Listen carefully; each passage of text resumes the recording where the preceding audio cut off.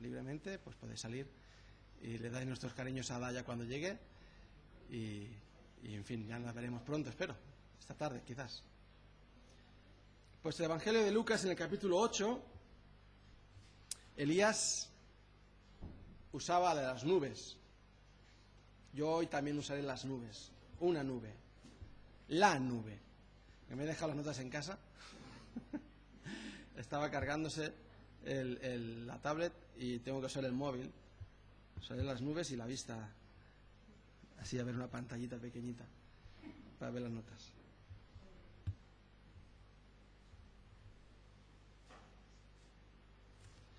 Muy bien, pues vamos a leer este pasaje en el Evangelio de Lucas, en el capítulo 8, en el versículo 22. Vamos a empezar. Lucas 8, versículo 22 hasta el final, hasta el versículo 39. Aconteció un día que entró en una barca con sus discípulos y les dijo: pasemos al otro lado del lago. Y partieron. Pero mientras navegaban, él se durmió. Y se desencadenó una tempestad de viento en el lago, y se anegaban y peligraban. Y vinieron a él y le despertaron, diciendo: Maestro, maestro, que perecemos. Despertando él, reprendió al viento y a las olas, y cesaron, y se hizo bonanza. Y les dijo: ¿Dónde está vuestra fe? Y atemorizados se maravillaban y decían unos a otros: ¿Quién es este que aún a los vientos y a las aguas manda y le obedecen? Y arribaron a la tierra de los Gadarenos, que está en la ribera opuesta a Galilea. Al llegar él a tierra, vino a su encuentro un hombre de la ciudad endemoniado, desde hacía mucho tiempo, y no vestía ropa ni moraba en casa, sino en los sepulcros. Este, al ver a Jesús, lanzó un gran grito, y postrándose a sus pies, exclamó a gran voz: ¿Qué tienes conmigo, Jesús, Hijo del Altísimo? Te ruego que no me atormentes. Porque mandaba al espíritu inmundo que saliese del hombre, pues hacía mucho tiempo que se había apoderado de él, y le ataban con cadenas y grillos, pero rompiendo las cadenas era impelido por el demonio a los desiertos. Y le preguntó Jesús diciendo: ¿Cómo te llamas? Y él dijo: Legión, porque muchos demonios habían entrado en él. Y le rogaba que no los mandase ir al abismo. Había allí un hato de muchos cerdos que pacían en el monte, y le rogaron que los dejase entrar en ellos, y les dio permiso. Y los demonios salidos del hombre entraron en los cerdos, y el hato se precipitó por un despeñadero al lago y se ahogó. Y los que apacentaban los cerdos, cuando vieron lo que había acontecido, huyeron, y yendo dieron aviso en la ciudad y por los campos. Y salieron a ver lo que había sucedido, y vinieron a Jesús y hallaron al hombre de quien había salido los demonios, sentado a los pies de Jesús, vestido y en su cabal juicio, y tuvieron miedo. Y los que lo habían visto les contaron cómo había sido salvado el endemoniado. Entonces toda la multitud de la región alrededor de los Gadarenos le rogó que se marchase de ellos, pues tenían gran temor. Y Jesús, entrando en la barca, se volvió. Y el hombre de quien había salido los demonios le rogaba que le dejase estar con él. Pero Jesús le despidió diciendo: vuélvete a tu casa y cuenta cuán grandes cosas ha hecho Dios contigo. Y él se fue, publicando por toda la ciudad cuán grandes cosas había hecho Jesús con él. Padre Celestial, te damos las gracias por la lectura de este pasaje, porque, Señor, tú tienes toda autoridad, sobre toda, Señor, potencia, sobre toda creación, sobre todas las cosas, y todo se sujeta a ti. A ti te damos las gracias y te alabamos. Pedimos, Señor, tu bendición para este tiempo y que tú nos hables por medio de tu palabra. En el nombre de Jesús. Amén. Pues este mensaje lo he titulado Tempestades y calma. Tempestades y calma. Yo recuerdo hace unos años ya, hace 10 años creo ya, fue que creo en el 2005, en un campamento de niños, que tuvimos un pequeño altercado con una joven que allí estaba. No sé cuántos de vosotros estabais allí en ese campamento, pero nos asustamos mucho. Pocas veces he pasado tanto miedo por una persona.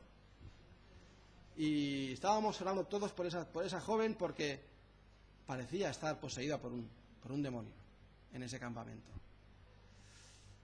A veces es difícil distinguir lo que es la esquizofrenia o la locura de lo que es estar poseído por un demonio. Este sí estaba poseído, no por uno, por muchos. Pero pasamos realmente mucho miedo y estuvimos orando, muchos de nosotros, con lágrimas, pidiendo al Señor para que arreglara la situación, para que calmara a esa muchacha. No sé cuándo os acordáis de eso, pero fue terrible, ¿verdad? Fue tremenda y ninguno de nosotros lo olvidaremos jamás, esa situación que pasamos en ese campamento. Pero aquí tenemos al Señor Jesús enfrentándose no a uno, sino a una persona que tenía tantos demonios que se llamaba Legión. Al capítulo 8 de Lucas nos habla de muchos milagros que hizo el Señor. Empezamos en el primer versículo y está predicando por Galilea y le seguían muchas personas, incluso muchas mujeres, algunas de ellas, incluso María Magdalena, de la que habían salido 7 demonios. 7 de ella. Tenemos aquí también la parábola del sembrador, la parábola de la lámpara encendida, y también tenemos después el milagro de que Jesús calma la tempestad. El capítulo siguiente sigue, después de los versículos que hemos leído, de la curación tan portentosa, tan extraordinaria, tan bonita, de esa mujer que padecía flujo de sangre. Que el Señor Jesús ni siquiera le habló, ni siquiera ella le pidió, Señor, si quieres puedes salvarme. Ella le tocó el manto. Si solo tocase el manto de él, seré sana. Y no fue solamente sana, fue salva también, por la fe que ella depositó en el Señor Jesucristo. Y también la resurrección de la hija de Jairo. Todo eso aconteció mientras iba el Señor a sanar a la hija de Jairo, que al final murió, pero el Señor la resucitó. En el Evangelio de Lucas, también en el Evangelio de Marcos, en todos los Evangelios, pero especialmente en estos, se ven muchísimos milagros del Señor. Y el poder del Señor se hizo manifiesto sobre todo tipo de enfermedades. Cualquier tipo de enfermedad. Ciegos, sordos, paralíticos, leprosos, esa señora que padecía flujo de sangre, cualquier tipo de enfermedad, el Señor tenía autoridad sobre ella. Incluso como hemos mencionado ahora, el Señor sanaba aún sin Él quererlo, sin Él siendo el que dijera las palabras, saliendo de su voluntad. El sanar, Él también se hacían estos milagros. Tampoco sin que Cristo estuviera presente. ¿Os acordáis del centurión que mandó llamar al Señor? Porque tenía un siervo que estaba enfermo. Y al final el siervo le dijo, Señor, no entres en mi casa, no soy digno de que entres en mi casa. Y el Señor dijo, ni aún en Israel he hallado tanta fe. Si el centurión le decía, si tú lo mandas desde donde estás, será cumplida tu palabra. Porque yo también soy hombre que estoy bajo autoridad y yo ordeno y se cumple. Y tú, Señor, si tú ordenas una cosa, se cumplirá. Y ese siervo fue salvo, fue curado. También hemos visto aquí que el Señor tiene autoridad sobre los elementos. Hemos visto aquí cómo el Señor calma la tempestad. También hay en otra ocasión, en Mateo capítulo 14, cuando el Señor anda sobre el mar y calma después la tempestad. Pero tenía autoridad sobre los elementos. Cuando yo ando sobre el agua, nos hundimos. Ayer estábamos andando sobre el agua en la iglesia. Pero bueno, esa era trampa, porque abajo estaba el suelo. Solamente había 1 o 2 dedos de agua, es mucho, ¿no? Pero bueno, estábamos andando todos por el agua. Ahora vamos a hacer una iglesia de gente que anda sobre el agua. Hay iglesias que les muerden las serpientes, nosotros, o que no les muerden. Cuando les muerden es cuando tienen problemas. Nosotros andamos sobre el agua. No, pero el Señor andó sobre el agua y no se hundió. Y Pedro también andó sobre el agua. Y cuando el Señor lo cogió que se hundía, también volvió andando sobre el agua hacia la barca. Y también cuando el Señor hizo que los peces se pusieran dentro de la red. O cuando el Señor hizo pescar a Pedro ese pescado para pagar los impuestos. El Señor pagaba impuestos. Sí, los pagaba. Hay que pagar impuestos. El Señor dijo, para que no se enfaden, ves, Pedro, y el primer pescado que cojas, sácalo y coge el dinero que estará dentro y paga. Los tuyos va y los míos. Y el Señor fue así de espléndido con Pedro en esa ocasión. Pero el Señor tenía control sobre también la naturaleza, sobre los elementos. También tenía poder sobre el pecado. Tenía poder para perdonar pecados. Y eso ofendía mucho a los fariseos. Ofendía mucho a mucha gente de Israel. ¿Quién tiene autoridad para perdonar pecados? Sino solo Dios. ¿Os acordáis de esa ocasión en la que bajaron a un paralítico y el Señor le dijo: hijo, tu fe te ha salvado, tus pecados te son perdonados? Y todo el mundo empezó ahí a cavilar, a razonar, y él le dijo: ¿Qué caviláis en vuestros pensamientos? ¿Qué creéis que es más fácil? ¿Decir a una persona: tus hijos, tus pecados te son perdonados? Que eso lo puede decir cualquiera, y te quedas tan ancho. Tus pecados, como te hacen todos los sacerdotes en la Iglesia Católica, ¿no? Te vas a confesar y te dicen: tus pecados te son perdonados, ego te absolvo. Y se quedan tan anchos. O decirle a ese hombre: coge tu lecho, levántate y anda. Y el hombre se levantó. Y dijo el Señor: para que veáis que tengo autoridad, le dijo al hombre: coge tu lecho, levántate y anda.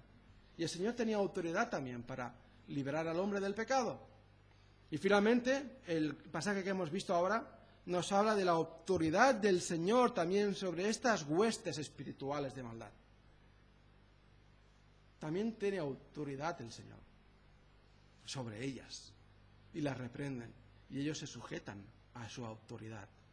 Tiene autoridad sobre las enfermedades, el pecado, sobre los elementos, sobre las huestes espirituales de maldad. El Señor tiene autoridad sobre cualquier otra cosa creada. Y todo se sujeta a Él. Todo fue sujetado a Él, como leemos en Colosenses. Todo fue sujetado a Él. Él es la cabeza de todas las cosas. Y aquí en Lucas capítulo 8 encontramos a este hombre al cual le llamaban Legión. Una legión romana estaba formada, dependiendo en el momento histórico por lo que he leído, entre unos 4.000 y 6.000 hombres.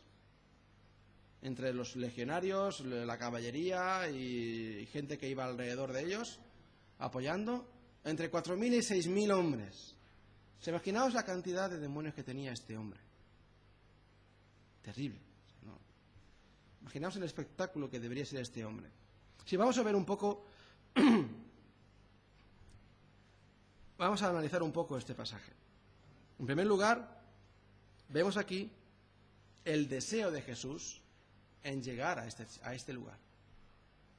Cualquiera habría evitado ese lugar, si lo conociera, claro. Pero el Señor lo conocía y no lo evitó. El Señor fue a ese lugar. Y aquí nos está hablando nuevamente acerca de la misericordia del Señor. Y aquí actuó como ese buen pastor que fue a buscar esa oveja que estaba extraviada. Y no solamente estaba extraviada, estaba oprimida de tal forma, de tal manera, que no podemos ni imaginarnos. Nos acordamos cuando el Señor fue a Samaria, en Juan capítulo 4. Y le era necesario pasar por Samaria. Y los judíos, para pasar a Galilea, ellos no querían pasar por allí, y ellos rodeaban, andaban más, pero ellos no querían pasar por en medio de Samaria, y rodeaban la tierra por el otro lado del Jordán, o por otro sitio, para no pasar por allí. Pero Jesús dijo: me era necesario. Y pasó por allí para buscar y encontrar a la mujer samaritana. Y ella fue salva y trajo la salvación a muchos otros del pueblo que estaban allí habitando con ella. Y le decían: ahora creemos no solamente por tus palabras, sino por lo que hemos visto. Y el Señor trajo misericordia, trajo la luz. Y ahora iba a traer la luz también a este hombre. A este hombre. Y fue a buscarlo.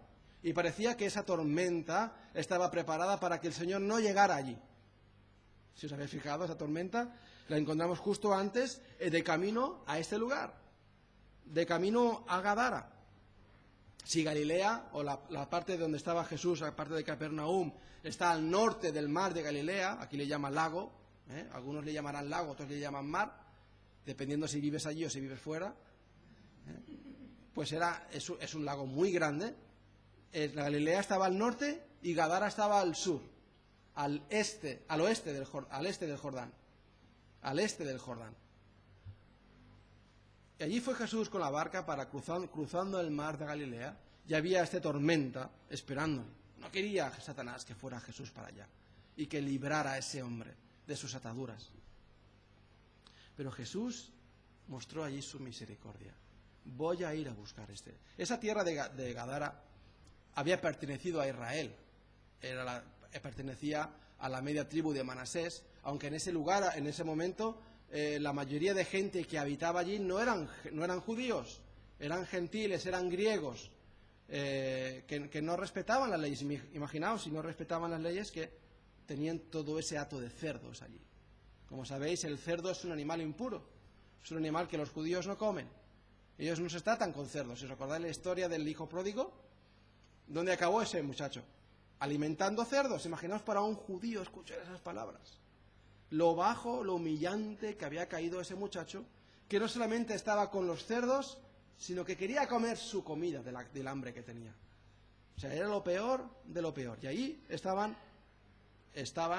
cuidando y alimentando y criando a esos cerdos. A un hato muy grande de cerdos. Pero el Señor, movido de misericordia, fue a buscar a ese hombre. Fue a buscar a ese hombre para salvarlo y rescatarlo de esas cadenas que lo tenían tan atado. En segundo lugar, nos encontramos el estado en el que estaba ese hombre. Terrible estado. Estaba desnudo, descubierto totalmente de cualquier pudor, allí abandonado. Vivía en los sepulcros, no vivía con gente, vivía solo en los sepulcros. Y en el Evangelio de Marcos encontramos que se daba de golpes con piedras. Imaginaos el tormento, el martirio que tendría ese hombre, el sufrimiento que tendría ese hombre. Quería quitarse la vida y no podía. Quería quitarse la vida y no podía. Tan atado. Lo ataban con grilletes para que no, porque tenía toda la región atemorizada. Quizás en mi barrio hay un muchacho que está un poco mal de la cabeza. Y cuando lo ves, pues te da lástima de verlo. Y a veces lo escuchas por la noche gritando por la calle, ¡ah! Y llega borracho a casa. Y te da pena. Hombre, quizás te daría un poco de miedo a alguno, quizás. Pero ese hombre tenía atemorizada a toda la región. Imaginaos una persona que tú lo atas con grilletes y lo rompe de la fuerza que tiene. Y lo rompe. Lo único que podía hacer la comparecido era Sansón. Hacía tantos siglos atrás. Por el poder de Dios. Él vencía cada vez que los filisteos se lanzaban contra él. Que si cuerdas, que si trenzas en su cabello, que si no sé qué. Y siempre Sansón salía venciendo hasta que le cortaron el cabello, que era la señal de su dedicación a Dios. Pero este hombre tenía atemorizada a toda la región. Casi no quedaba en él rasgo de humanidad, de tan sujeto que lo tenía Satanás. Casi no tenía rasgo de humanidad en su vida. Estaba allí como un monstruo y nadie podía hacer nada con él. Nadie podía sujetarlo. Y Satanás no quiere nada bueno para el hombre. No quiere nada bueno para el hombre. Algunos los sujeta como este hombre, con esa demostración tan descarada de su poder, y a otros los sujeta con otro tipo de cadenas, que también los atan y los mantienen, los mantiene para él.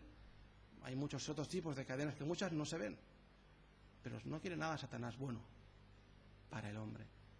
Y eso es como quiere ver Satanás al hombre: desnudo, sin poder, sujeto a su voluntad, sujeto a sus designios. Así es como se encontró Adán después de pecar. Se dio cuenta de que estaba desnudo, Adán y Eva, y se tejieron esas hojas de higuera para cubrir su desnudez. Y allí estaba ese hombre, sin poder arreglar su vida, sin poder hacer nada para salvarse, para quitarse de en medio suyo ese poder que le había dominado. En tercer lugar, vemos también cómo los diablos se sujetaron a Cristo.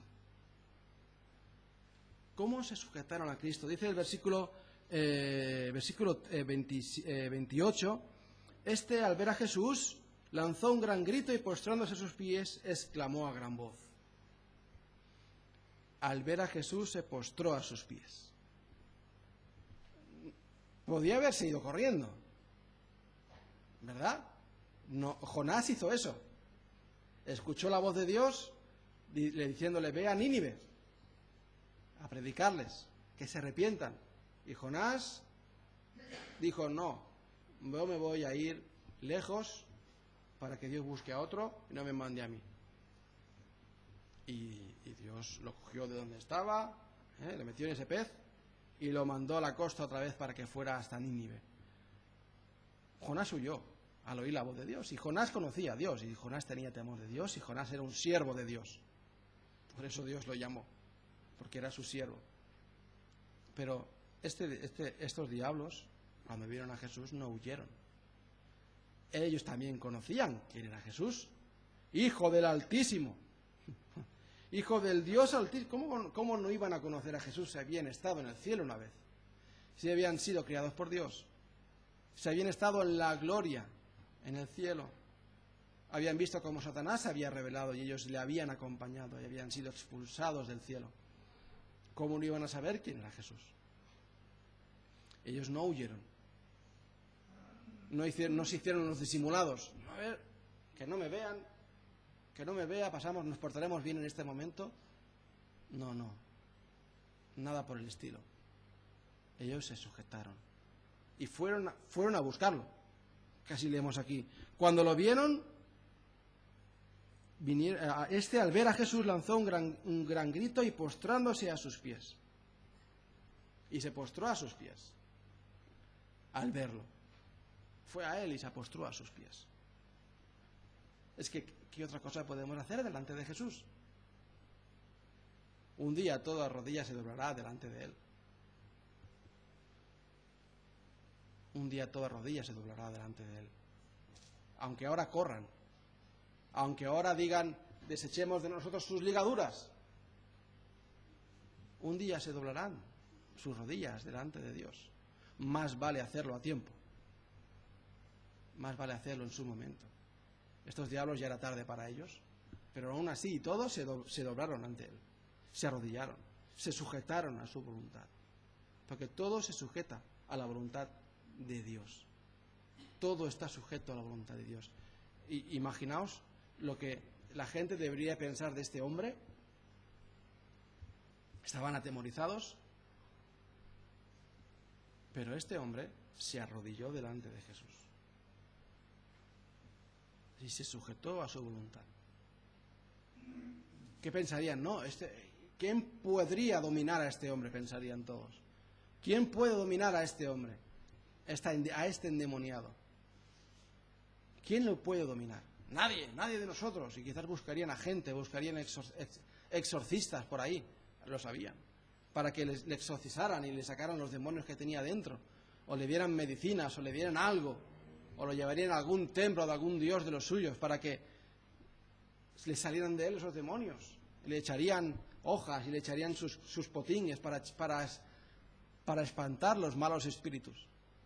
Pero nadie podía, porque solamente está Dios. Porque Dios es quien tiene toda la autoridad. Y no fue hasta que Jesús estuvo ahí delante que el hombre se arrodilló delante de él y le reconoció como Hijo del Altísimo.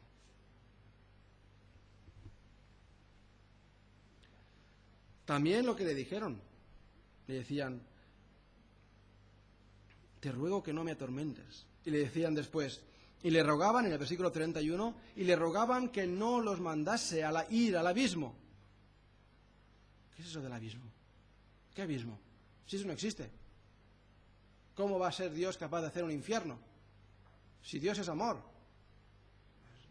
Pues igualmente como conocieron los diablos a Jesús como Hijo del Altísimo, también saben cuál es su destino. Y Dios, la Biblia dice que hay un infierno que ha sido preparado para Satanás y sus ángeles.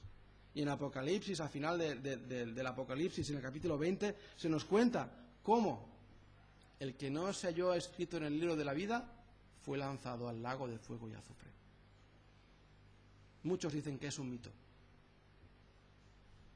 pero un día descubrirán que existe realmente. ¿De qué si no nos ha salvado Jesús?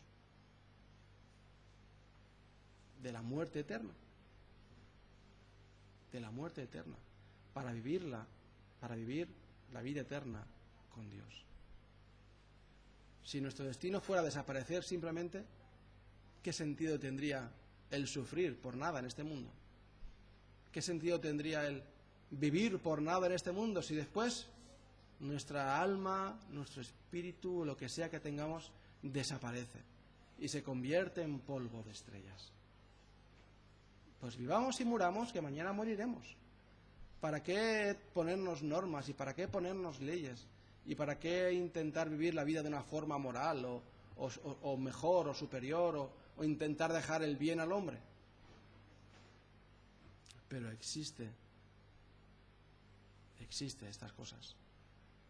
Y Dios las creó para Satanás y sus ángeles, donde van a estar acompañados de todos aquellos que han rechazado a Jesús como su Salvador personal. Y estos demonios lo sabían. No nos eches ahí todavía. No queremos ir ahí todavía. Tenían miedo.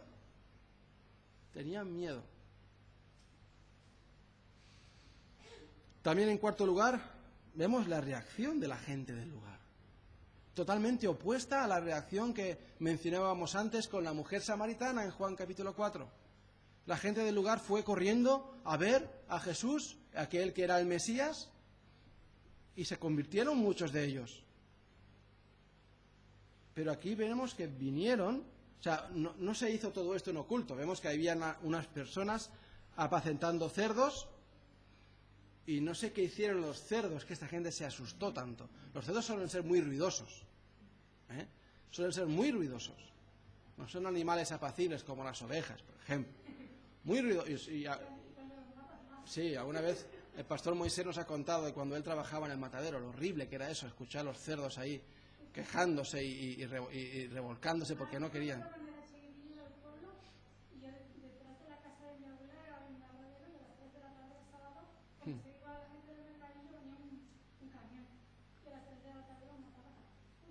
Que hacían ruido, ¿verdad? Hacían el ruido de los marranos ahí. No son animales silenciosos precisamente, pero imaginaos qué escándalo harían que esta gente salió asustada. Y fueron al pueblo y a los lugares alrededor a contar todo lo que había acontecido. Y cuando la gente llegó, eso fue una de las cosas que más me llamó la atención, lamentablemente. Le pidieron a Jesús que se marchase de sus contornos, porque tenían miedo de Jesús. ¿Cómo? Imaginaos hasta qué punto llegaba su idolatría. ¿Qué tipo de dioses deberían de conocer esa gente?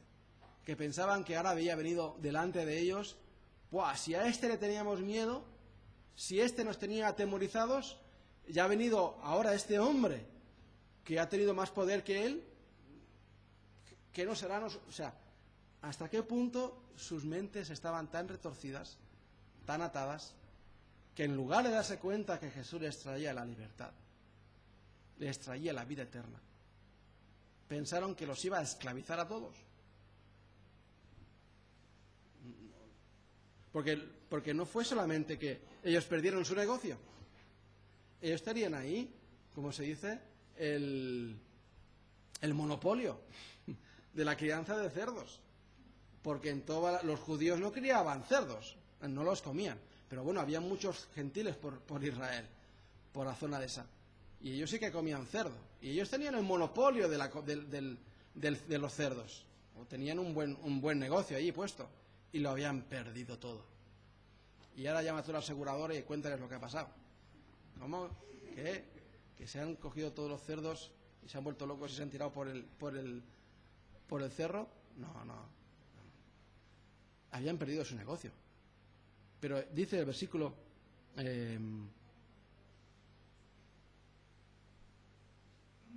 El 37 dice: entonces toda la multitud de la región alrededor de los Gadarenos le rogó que se marchase de ellos, pues tenían gran temor. Tenían gran temor. No. ¿Cómo podemos tener miedo del Señor Jesús? Pero ellos tuvieron miedo de Jesús.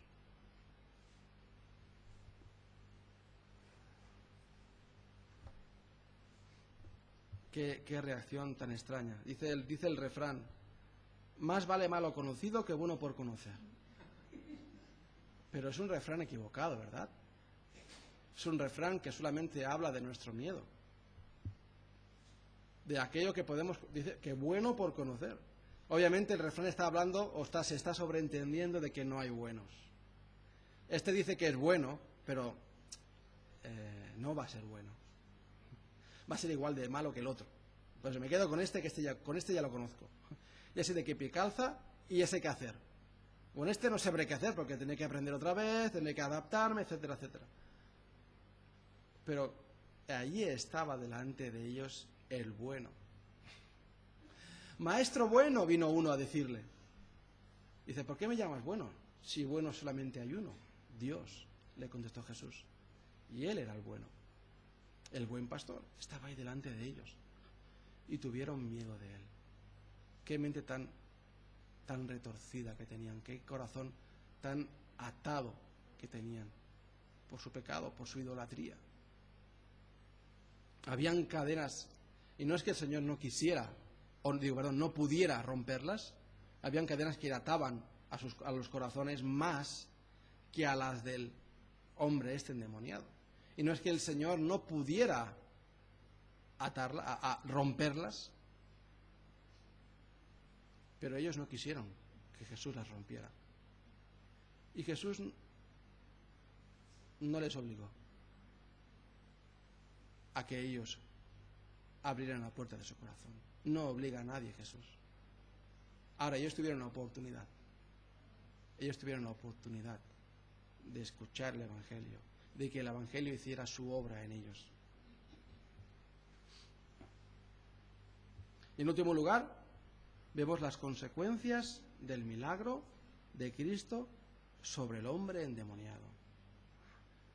Qué buenas consecuencias, qué buenos resultados. Estaba el hombre allí en el versículo 35, dice: y salieron a ver lo que había sucedido, y vinieron a Jesús, y hallaron al hombre de quien había salido los demonios, sentado a los pies de Jesús, vestido y en su cabal juicio. Dice, y tuvieron miedo. Pero estaba ahí sentado a los pies de Jesús, y vestido y en su cabal juicio. ¡Qué imagen! Nada podía ilustrar mejor el poder de Jesús. Ese hombre endemoniado que le salió al encuentro, del cual todos huían despavoridos cuando ese hombre salía, no era cruzar la acera para no cruzarse con él. No, salían despavoridos. Se apartaban de él. Era un hombre muy peligroso. Estaba ahí sentado a los pies de Jesús, vestido y en su cabal juicio. Y eso es lo que trae Jesús a la vida del hombre. Le trae decencia. Estaba ahí vestido el hombre. Dios, igual que vistió a Adán y a Eva cuando se sintieron desnudos en el huerto del Edén, por causa de su pecado, los vistió, ¿verdad? Aquí también viste a este hombre. Y Dios da al hombre decencia. Una decencia que no se puede encontrar en ninguna otra parte. Y Dios se la da al hombre. La ley de Dios da al hombre decencia. No el mundo. Solamente hace falta ir a pasear un rato por Barcelona y ver toda la indecencia que se mueve por ahí. Y más ahora en verano. Indecencia. Pero Dios da al hombre decencia. Quien se sujeta a la ley de Dios, Dios le da al hombre capacidad, sabiduría, discernimiento para vestir decentemente, con modestia, si quieres llamarlo también.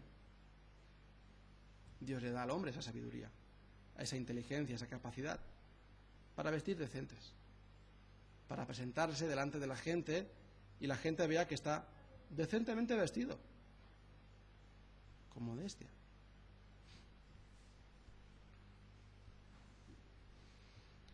también había recibido cordura este hombre y razón.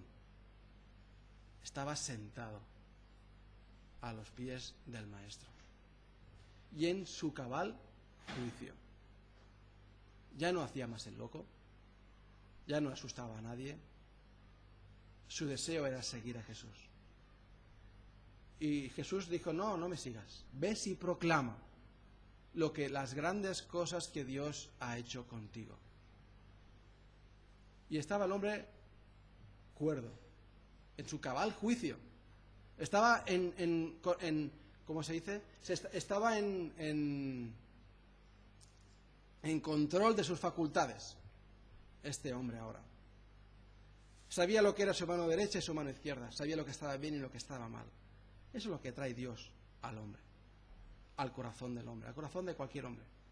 Eso es lo que pone Dios. Eso es la obra del Espíritu Santo obrando en el corazón del hombre. Trae esa cordura, trae esa decencia, trae ese juicio, ese buen juicio al corazón del hombre.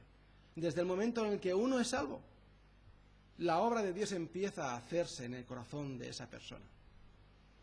Por muy mal que esté, por poca cultura que tenga, la obra del Espíritu Santo empieza a hacerse en ese hombre. Y empieza a entender cosas que antes no entendía. Porque allí está la sabiduría de Dios. Allí está el consejo de Dios. Allí está la palabra de Dios, que es muy superior a cualquier ley de hombre, a cualquier enseñanza del hombre. Allí está la palabra de Dios, que habita en el corazón del hombre. Y da y otorga aquello que el hombre necesita, que al hombre le falta, y suple en abundancia todas esas cosas. Y por último, esto que el Señor le dijo: vuélvete a tu casa y cuenta cuán grandes cosas ha hecho Dios contigo. Y él se fue, publicando por toda la ciudad cuán grandes cosas había hecho Jesús con él. Se convirtió en un misionero, en un enviado de Jesús, proclamando a aquellas personas, a aquellos infieles, a aquellos idólatras, a aquellas personas que estaban tan atemorizadas de que Jesús lo había sanado, le había dado cordura, le había dado un corazón nuevo, le había librado de ese tormento. Y ahora podía ser un hombre normal, podía vivir una vida normal con su familia, podía formar un hogar, antes no podía. Podía tener amigos, antes no podía. Podía relacionarse con la gente, antes no podía, porque Jesús lo había sanado. Y él compartió lo que Jesús había hecho con él. Y eso es lo que tenemos que hacer nosotros también. Compartir lo que Jesús ha hecho por nosotros. Comparte y mira cuán grandes cosas ha hecho Dios contigo. Dios tiene toda autoridad sobre todas las cosas. Todo está sujeto ante Él. Todo le está sujeto. Y Él ha obrado en nosotros también. Ha obrado en nuestras vidas. No de la manera que obró con este endemoniado, gracias a Dios. Ninguno de nosotros, que yo sepa, ha vivido una experiencia así. Pero Dios ha obrado en nosotros. Y ha hecho y está haciendo su obra en nosotros. Pues compartámosla también, donde estemos. Y seamos también como este hombre, misionero, allí a nuestros semejantes, a nuestro pueblo, a nuestra ciudad, y compartamos cuán grandes cosas ha hecho Dios contigo. Qué triste es tener temor, tener miedo de Dios. Prediquemos de que Dios amó tanto al mundo que dio a su Hijo unigénito para que todo aquel que en Él cree no se pierda, mas tenga vida eterna. Padre Celestial, te damos las gracias por tu palabra, por tu poder. Te damos las gracias, Señor, por la autoridad que tú tienes. Ayúdanos, Padre, a acordarnos, Señor, de tu autoridad, de tu poder, de que todo está sujeto a ti. Y, Señor, tú estás en control de todas las cosas. Bendícenos, Padre, guárdanos, Señor, te pedimos. También nos acordamos de Adaya, que tú, Señor, hagas que llegue con bien a Barcelona, tenga un buen fin de vuelo y que pueda, Señor, salir de la aduana sin ningún problema, Padre. Pedimos estas cosas en el nombre de Jesús. Amén.